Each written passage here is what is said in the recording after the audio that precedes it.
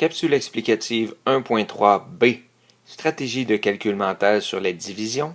Truc de la distributivité de la division. Pour effectuer des divisions mentalement, de prime abord, il faut bien parfaitement connaître nos tables de multiplication, car la division est bien l'opération inverse de la multiplication. Voyons comment la distributivité peut m'aider à faire du calcul mental sur les divisions.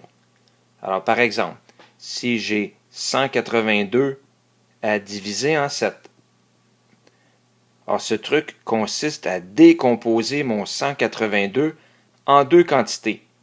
Et ces deux quantités doivent facilement se diviser par 7.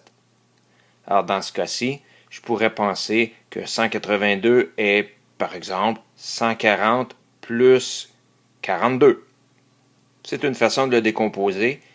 Et mes deux quantités vont facilement se diviser par 7 par la suite. Parce qu'il faut faire mon premier nombre, 140 divisé en 7, et ensuite ma deuxième quantité, mon 42 divisé en 7. Alors ces deux quotients seront additionnés ensemble. Donc avec un 140 divisé par 7, je connais que 14 divisé par 7, ça donne 2, donc 140 divisé par 7 me donne 20.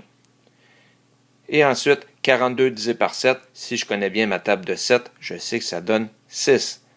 Donc le résultat donne 26. 26 est le quotient de 182 divisé par 7. Voici un deuxième exemple de l'application de la distributivité. Alors si maintenant je dois faire l'opération 288 divisé en 8, alors je commence par faire ma décomposition. Mon nombre 288 doit être séparé en deux morceaux qui facilement, de leur côté, vont pouvoir se diviser en 8.